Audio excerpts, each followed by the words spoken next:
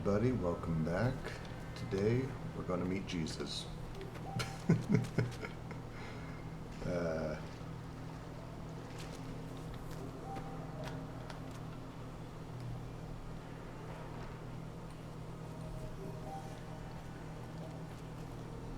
the Holy Doctrine.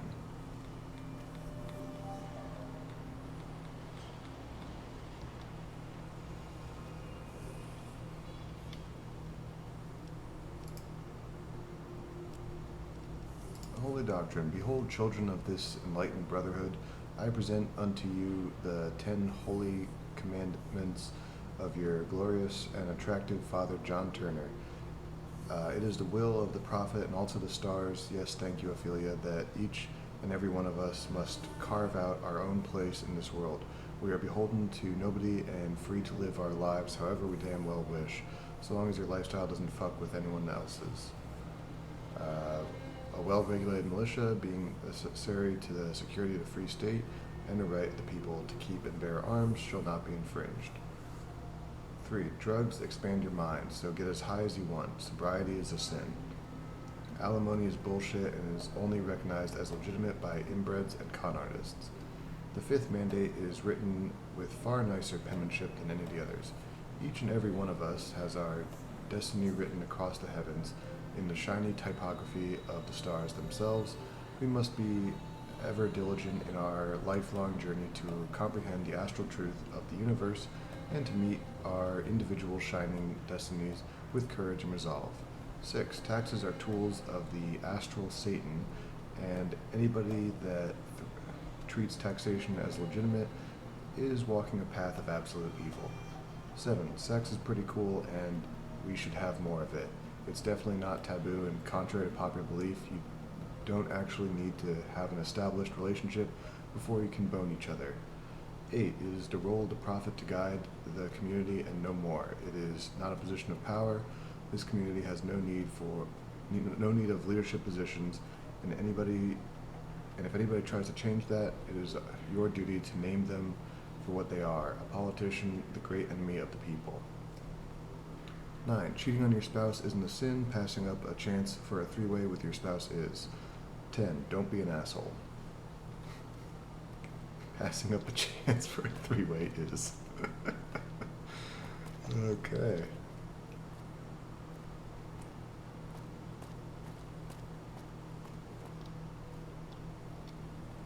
Are you the prophet? With fewer of them fiends, the NCR took back Nelson. Maybe they can win this war after all. In my element. Father John Turner.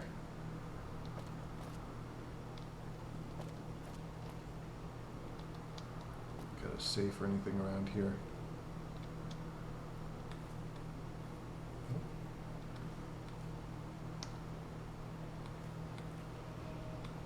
Evening. The Great Khan's up in Left Red Rock Canyon. Who's gonna brew fresh chems now? Oh, hey. Strangers in my house. Acting like that's normal? Okay then. Yeah, I'm sure you're O's new blood. Chick was bouncing off the walls whenever someone actually agrees to visit. Always with the religious shit. Anyway, name's John. Turns out I'm some sort of divinely ordained mystical prophet of the stars, or some shit.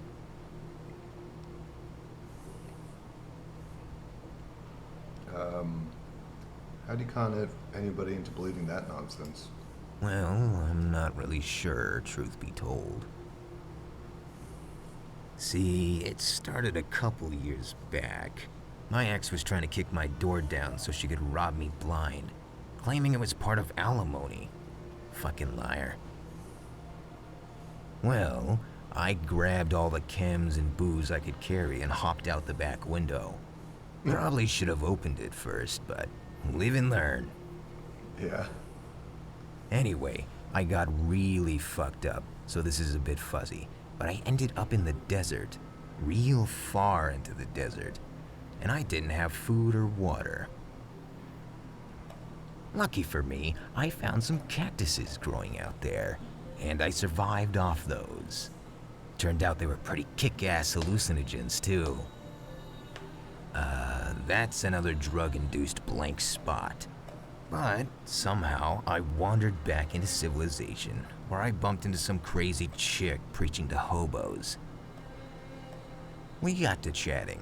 Turned out she was trying to get people to join her in some crazy-ass drug trip religion. She said I'd be perfect for it. Both of us went along trying to recruit people. She was preaching about astral magic or something. I just said there was drugs and sex. I recruited lots more people than her, and a bunch of them started saying I must be some kind of divinely ordained prophet. Works for me.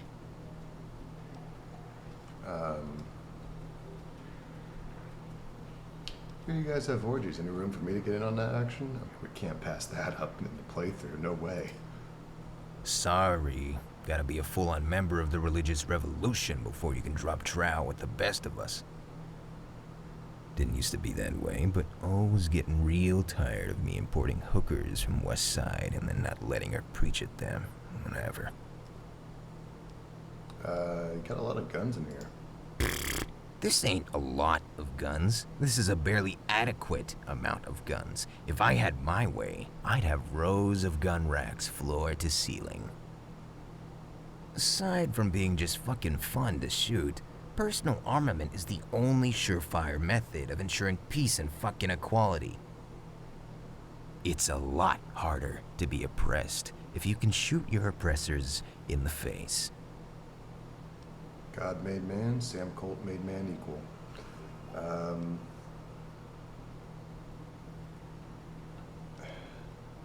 Why don't you ever call Ophelia by her full name? I don't even remember her full name. A better question would be, why the fuck did her parents name her that in the first place?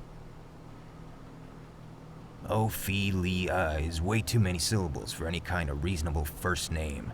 I go by John because making everyone say Jonathan would be evil. And that'd still be less syllables than she's got. Oh. You meant you call her O, not Ophelia. Did she actually have a last name? Pretty sure it's a Shakespeare allusion. The Ophelia from the play was batshit insane. Oh, huh. Her parents sure called that one then. If this is a serious religion, what exactly do you believe in? Don't say astral wisdom. It's simple, really. Open thine motherfucker ears and be enlightened. Fact, every goddamn millisecond of your life, they dump their shit in your ears. Buy into the system. The system cannot be changed. Play your role. Don't pursue happiness on your own terms. Pursue it on ours. There's a plan, and if you follow it in the way we say, you may find fulfillment. Maybe. Lies. All of it. You can be happy and fulfilled any goddamn way you want, as long as your way doesn't shit on someone else's way. So fuck it. Drink crazy-ass magic mushroom juice and trip balls so hard, you'll go on wild adventures in your own mind. You'll speak with fucking stars.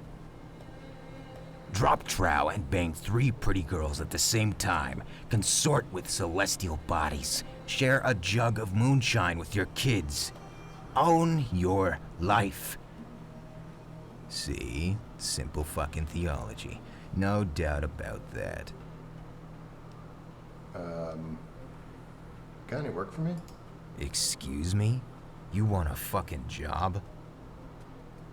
I'm the prophet for the world's new foremost religion, not the goddamn hiring manager at your little shantytown's local coffee joint. They'll tell you their secret ingredient is love, but guess what? It's actually piss. Welcome to the real world, amigo. No, really, Wasteland coffee is made with piss. What was I saying?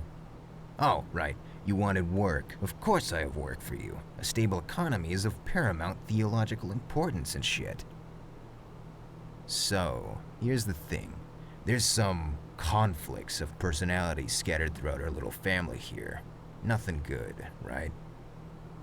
I mean, I know that in a family setting, personality conflicts are like incest. It's gonna fucking happen no matter what you do. But, as the Holy Father of this family, I won't be allowing us to fracture because of petty infighting. So, I'm going to hammer that shit out. Except, actually, no, I'm not.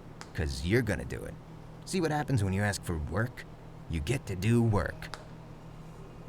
First up is that lunatic Dash. He wants me to tell his daughter to hug him more often, or something. Go make him happy and I'll give you, money. Okay. Those fiend junkies over at Vault 3 been taking some hits. I say Everybody kill getting them all. together.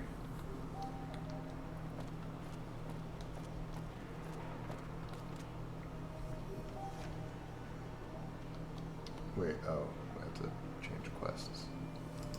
It's like, why is it telling me to go back there?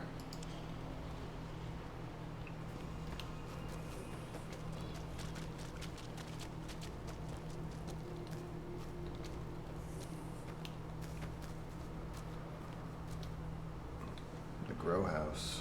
Oh boy.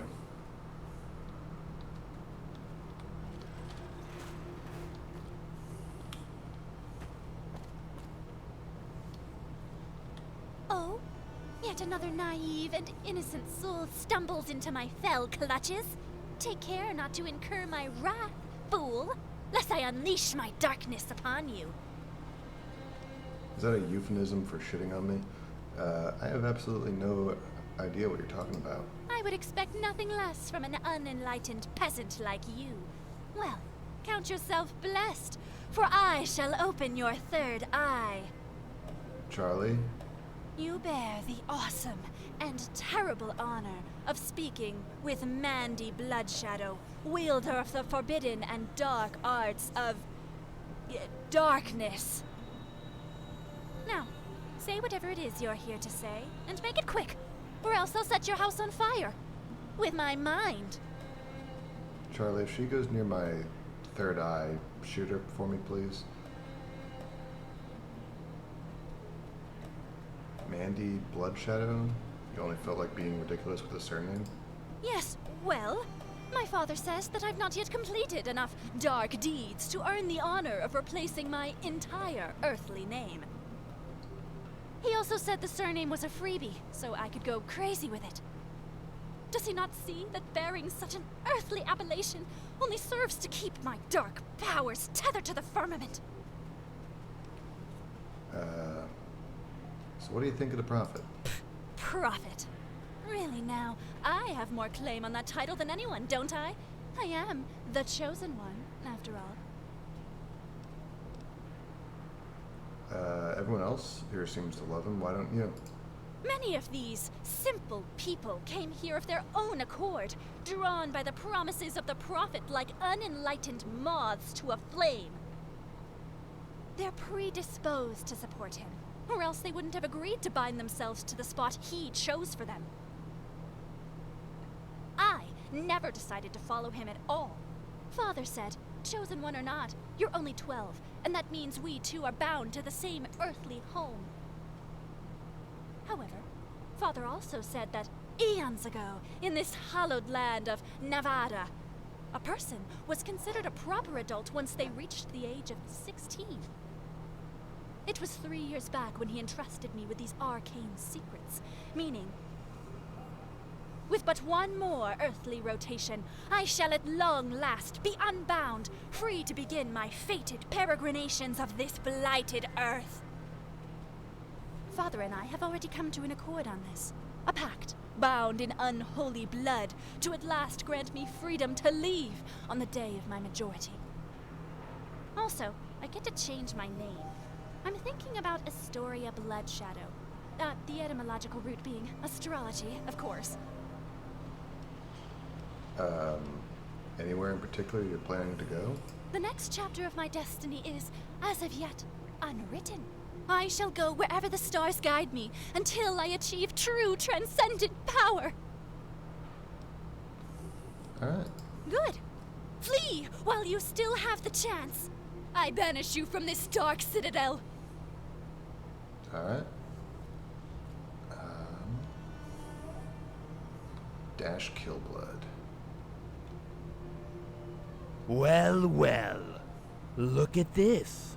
Yet another innocent has fallen prey to my ethereal beckoning and found themselves drawn to my dark aura. But you have nothing to fear, mortal. The depravities of the darkness would never dare strike a soul under my veil of protection, as you now are. You may rest easy, for you are now safe under the ever-watchful eyes of Dash Killblood, ultimate badass. So you're crazy too. There's no way your parents named you Dash Killblood. True. My parents were mere mortals, unaware that on the night of my conception, the planets had aligned, and the demons wept with fear. The appellation they bestowed upon me was the sort of appellation best reserved for, regular people. An honest mistake. Once I had come into my own as an ethereal entity of demonic anguish, I granted myself a name that would better suit my transcendent nature. In the blackest night, the darkness whispers the name of the prophesized hero, chosen by fate to deliver humanity from evil itself, Dash Killblood. So what do you do around here? I tread a dark and lonely path. A path too perilous and ponderous for consideration by any but the most battle-hardened of souls. That's right. While most souls are content to walk paths of safety and security, I chose to study the dark arts and walk the path of mycology. Mycology, so you research fungi, is that it? Aha! An understanding of the sesquipedalian arts. I see now why your aura was drawn to my own. We two know secrets the world must never know. Truly it was a path I was forged from birth to walk. Much like the psychedelic shrooms that I study, I too am unshackled from the anchor of reality. And indeed, like these very mushrooms, I grant greater knowledge and insight to those that can brave the darkness in which I grow and spread. So you hang out in a basement all day and do shrooms. What? No, these are for the whole community. How would we be expected to transcend reality together if I'm the only one consuming the truth? Besides, the spirits have already granted me the blessing of transcendent vision. Reality is an illusion, and I have trained my mind to ignore it. These shrooms don't look like psilocybin, but they are hallucinogenic. Indeed. I see the fates have whispered their mycological secrets to you as well. You and I bear this secret truth, forbidden from the common man. The darkness of the void has whispered to me that these mushrooms are a new species, a mutated offshoot of common pre-war hallucinogenic fungi. But, the spirits have not yet been so magnanimous as to gift me a proper research facility, so precise taxonomy is a bit beyond me at the moment. Regardless, these blessed mushrooms serve as one of the two mighty pillars of our community, matched in importance only by the prophet's words. Why are these mushrooms so vital to the community, or to the commune here? Not to imply that the prophet's wisdom isn't eternal and ever applicable, but,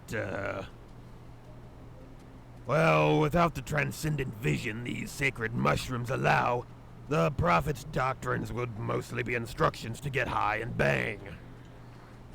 Truly, A life well lived. But not really the sort of thing that tends to spawn an organized theology. You don't see anyone worshipping the Gamorra. That's true. No, the rituals these mushrooms allow us to undertake. That is what grants us our ethereal wisdom and higher transcendent vision. Ophelia, the high priest of our flock of truth seekers, mistress of the ritual rites, is the one responsible for the opening of third eyes. Again with the third eye. It is through her chemical prowess that the hallucinogens buried deep within the souls of these mushrooms are extracted and concentrated. Ingesting the mushrooms raw will poke and prod at your third eye, but the concentrate is what will truly grant you the coveted celestial insight. To experience this ritual is to cross the threshold of bitter reality and to reinvent yourself as a member of our enlightened brotherhood. Is that Mandy girl related to him? Amanda, my progeny, my spawn, the generational descendant of both my spiritual aura and my illustrious bloodline. Chosen at birth to carry on my legacy in the unlikely event that I am felled by the forces of darkness that are ever at my heels. More likely, my destined partner in the eternal spiritual battlefield of good and evil, blessed with ancient knowledge the world must never know. Though we two are both cursed with the powers of eternal darkness inhabiting our bloodline, we are destined to deliver humanity from evil. This is the fate of us destined heroes, and only through the metaphysical trials of this commune may we harden our spirits for the battle to come.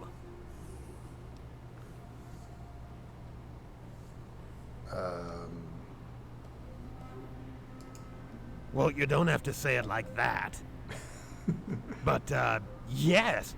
As a matter of fact, I'm highly desirable to the opposite sex. Blessed with both an uncommon constitution and a pecker that just won't quit, I would be considered a coital partner of considerable renown.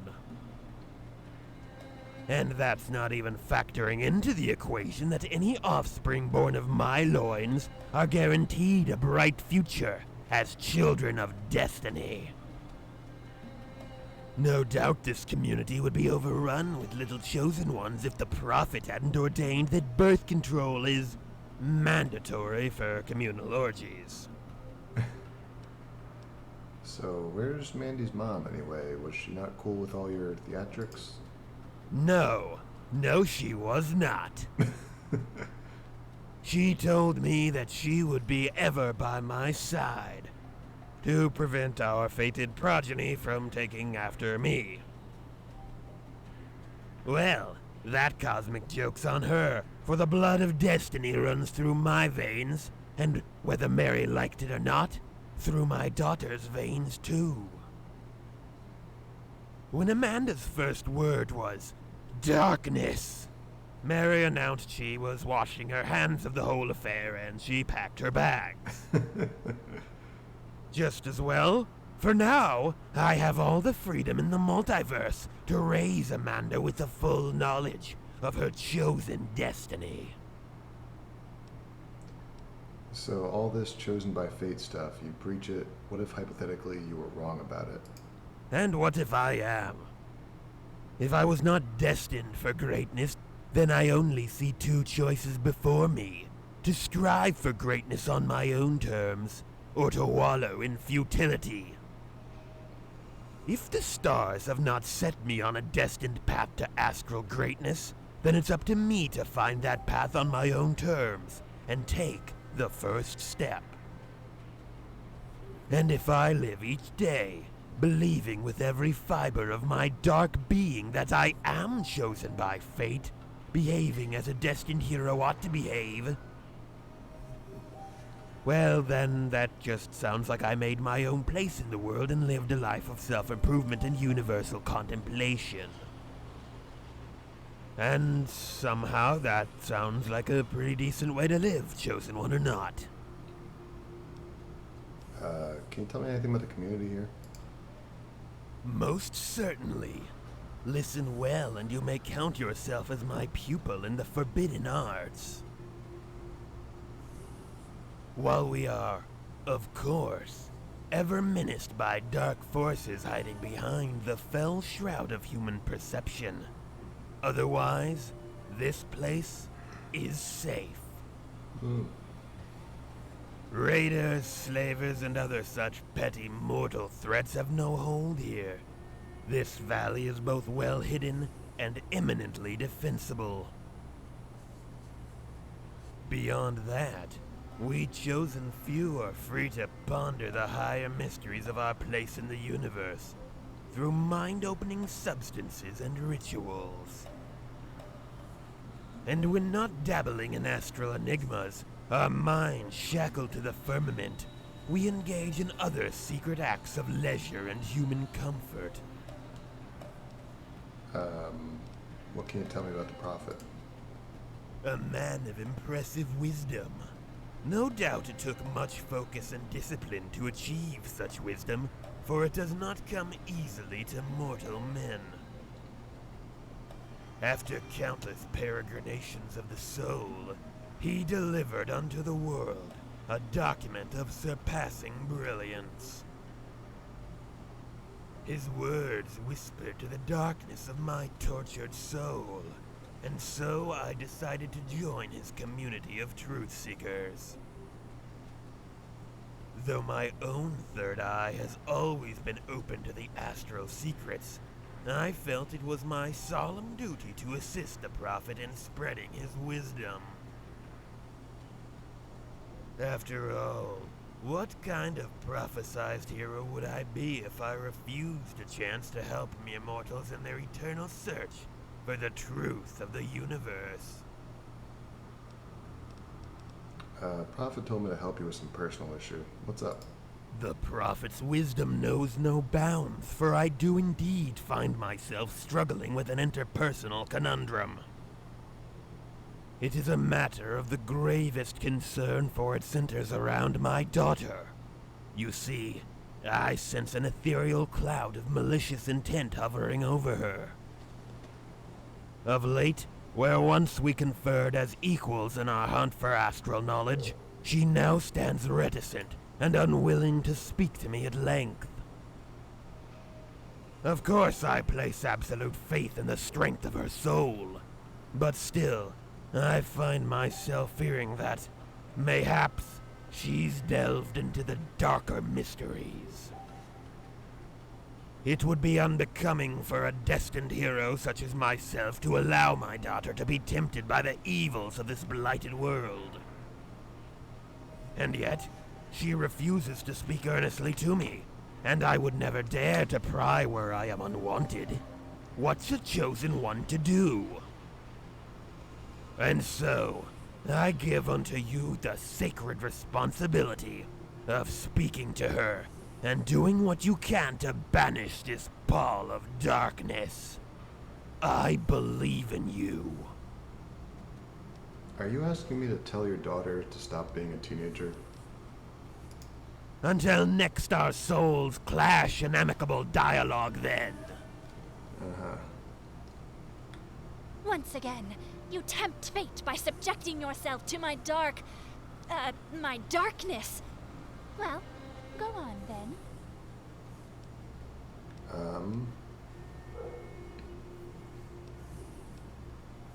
Your dad's concerned you've been distant lately. What's up? That is no business of yours, fool! The inner machinations of my mind are too dark and powerful for you to comprehend. Begone! Unless, perhaps I would permit you a glimpse into my dark and forbidden psyche. If you make an appropriate ritual sacrifice, of course. Yes, bring me a whetstone, with which I may hone my legendary blade. Also, I want a soda. One of the glowy white ones. I think they sell them at the mess hall. Okay.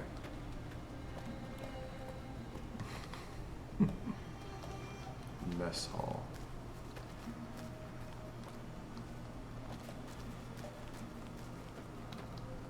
Schoolhouse.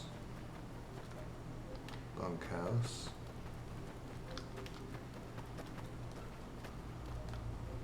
Greenhouse. Mess house.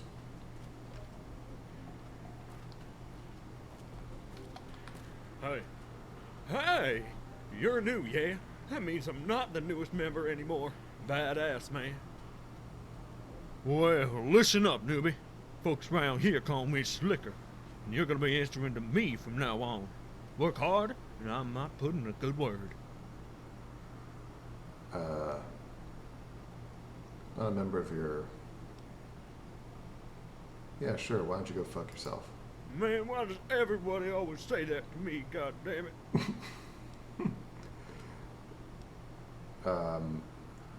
Why does anybody call you Slicker? Does that have to do something with the oil spill in your hair? Well, actually, my name's Steve Dotson, but everyone here started calling me City Slicker when I joined up. Just disrespectful, you know? No class. Back in Freeside, everybody gave me the respect I deserved, you know? I was the king's #1 guy, you dig? No, you weren't. Fucking goddamn it! Why does everyone have to one-up me? How'd you get kicked out of the Kings? I wasn't fucking... Who told you? I mean, I didn't. I was just... Listen here, you... I wasn't kicked out of anything. I decided I was bored of Freeside, and so I came here as a vacation. I'm here because I like drugs and partying. That's it. Nothing more. What do you do around here? Mostly I help Jeff cook the meals for everyone. It's one of my many talents.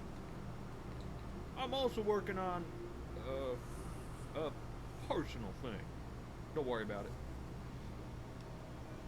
Any chance I could help? Fine. If you really want to help, take this package over to Daisy in the bunkhouse. And don't take your sweet time. This is important. Is it a bomb? Then hurry back and let me know what she says. What's this package? That's none of your business. I just figured, you know, she might make a good lady for me, you dig? That's all.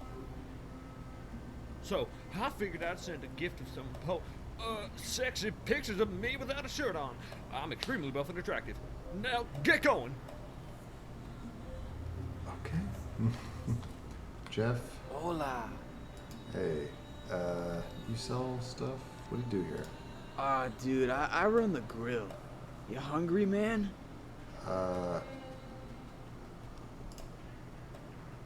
Sure thing, compadre.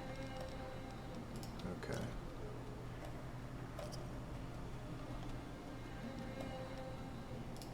Dude, crops come from like right here, man. Locally grown and all that. Same with water, straight out of the pond and purified, dude. Meat, like, comes from outside traders, man. We got quality drugs, plus plenty of produce and water, man. Everybody wants fresh water, man. Yeah, man. What do you think of the prophet? He's cool. His manifesto has, like, some good bits in there. Drugs expand your mind, so get as high as you want. Sobriety is a sin, man. It's like a pretty choice, dude. Like, my favorite passage, though, is like the 4th mandate, man. Alimony is bullshit and is only recognized as legitimate by inbreds and con artists, man. Righteous. Yeah, man. Tell me about the commune. Nice place, isn't it, man? Safe, nobody is a total dick. Getting stoned is a community mandate, and the weekly orgies are always a highlight, man. Okay. Guess we'll go deliver this package. Bunkhouse? Greenhouse?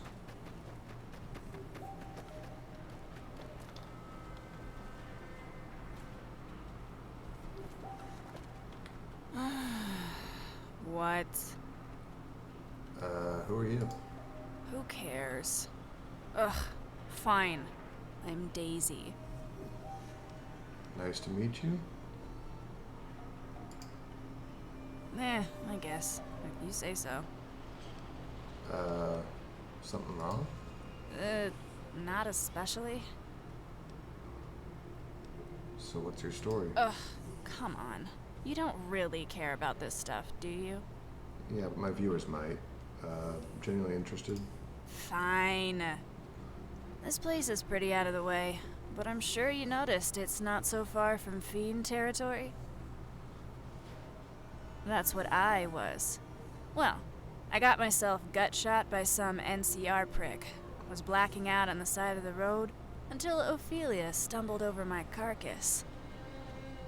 Guess she dragged me back here, 'cause that's where I woke up. Kinda figured they'd give me shit for being a fiend, but nah.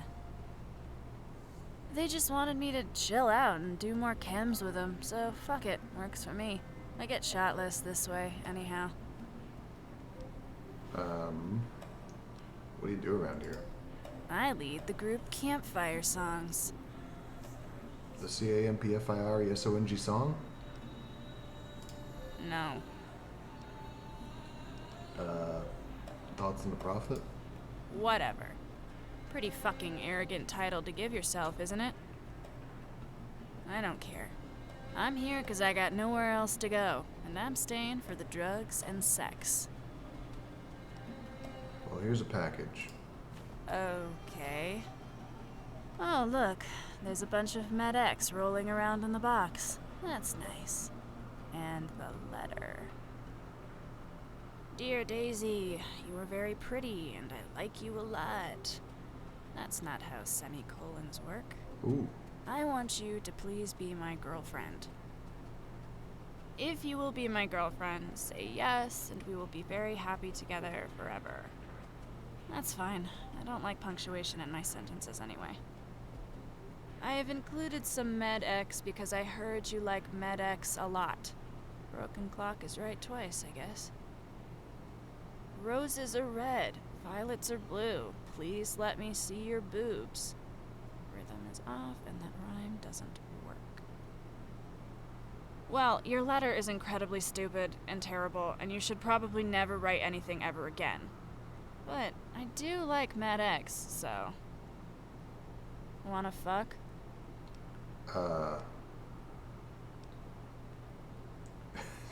Isn't from me. The greaser guy in the mess hall wanted me to deliver it to you. Imagine he probably wrote it himself. Oh. This loser wrote a terrible love letter and didn't even have the balls to deliver it himself? Now I don't even want to fuck anymore. Tell that guy he's a coward and a jackass, and I've never been more turned off in my entire life. I think I need to drink any memory of that trash out of my head. Ew. Well, kind of expected that. Would have been more funny if we went back to him and told him we fucked. Yeah? Delivered the package. Yeah? Well, how'd she take it? Does she want me bad? Well, she liked the Med-X, but otherwise she said you're a coward and a jackass, and she's never been more turned off in her entire life. What? No, she didn't. Did she? That's bullshit. I'm really cool, and I'm awesome, and fuck you. You probably gave her the wrong letter or something. Shut up, I'm not crying. Hey, maybe you should go ask her how semicolons work. Alright, we're gonna cut here, and I gotta find a whetstone, I guess. So yeah, good luck with that. Yeah, hope y'all enjoyed. Y'all have a great day.